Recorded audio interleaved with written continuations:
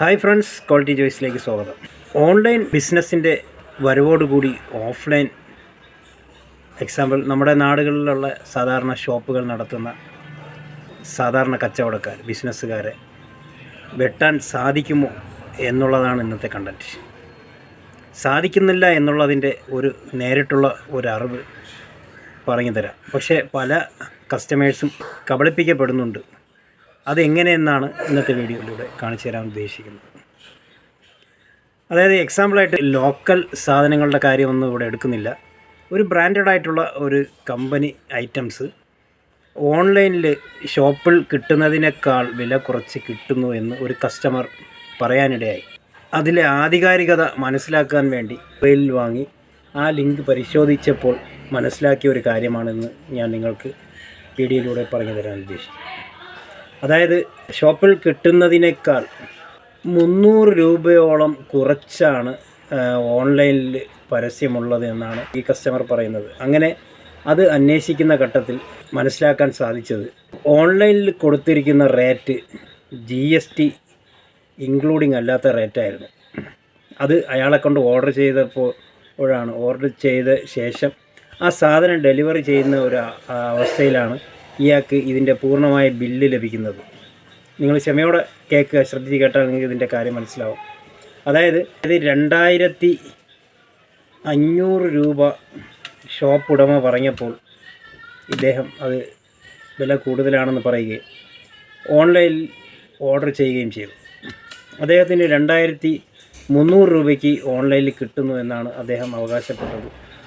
അത് ഓർഡർ ചെയ്തപ്പോഴാണ് അദ്ദേഹത്തിന് അമളി മനസ്സിലായത്. 2300 പ്ലസ് ബില്ല് ചെയ്തപ്പോൾ പ്ലസ് ടാക്സ് 18% വരികയുണ്ടായി.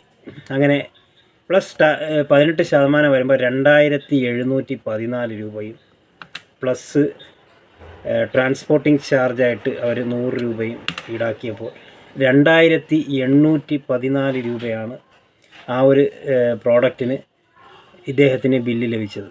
അപ്പോൾ അവിടെ 314 രൂപ ഓൺലൈനിൽ പർച്ചേസ് ചെയ്ത കാരണം നഷ്ടപ്പെട്ടു എന്ന് മാത്രമല്ല, ഇതേ പ്രോഡക്റ്റിന് ഈ ഷോപ്പിൽ നിന്നും പർച്ചേസ് ചെയ്യുമ്പോൾ 2 വർഷത്തെ ഗ്യാരൻറ്റിയും 3 വർഷം അതിൻ്റെ ടാങ്കിനുള്ള ഗ്യാരൻറ്റിയും ചേർത്ത് ടോട്ടൽ 5 വർഷം ആ ഒരു പ്രോഡക്റ്റിന് ഗ്യാരൻറ്റിയും ഉണ്ടായിരുന്നു. അതേസമയം ഓൺലൈനിൽ അദ്ദേഹത്തിന് ലഭിക്കുന്നത് 1 വർഷം ഗ്യാരൻറ്റി. അതും എങ്ങനെ ബുക്ക് ചെയ്യണം, എങ്ങനെ അവർ റീപ്ലേസ് ചെയ്യും, അല്ലെങ്കിൽ എങ്ങനെ സർവീസ് തരും എന്നുള്ള കാര്യങ്ങളൊക്കെ അവ്യക്തം.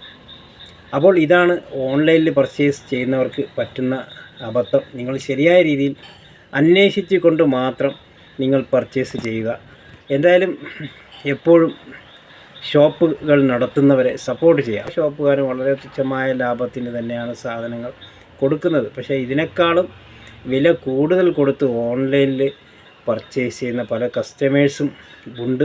അവരോടാണ് എൻ്റെ അഭ്യർത്ഥന, നിങ്ങൾ എപ്പോഴും ശ്രദ്ധിച്ച് ഓഫ്ലൈനായിട്ട് നമ്മുടെ നാടുകളിൽ കച്ചവടം ചെയ്യുന്നവരെ സപ്പോർട്ട് ചെയ്യുക. കാരണം ഒരു ദുരന്തം വന്നിരുന്നാലും, ഒരു മഹാമാരി വന്നിരുന്നാലും എന്തിനും ഒരു ബക്കറ്റുമായിട്ട് ചെന്നിറങ്ങുന്നത് ഈ ഷോപ്പുകളുടെ മുന്നിലേക്കാണ്. ഒരു ഓൺലൈൻ മുതലാളിമാരും ഇതിനൊന്നും സഹായിച്ചതായിട്ട് ഒരു അറിവും നമുക്കില്ല.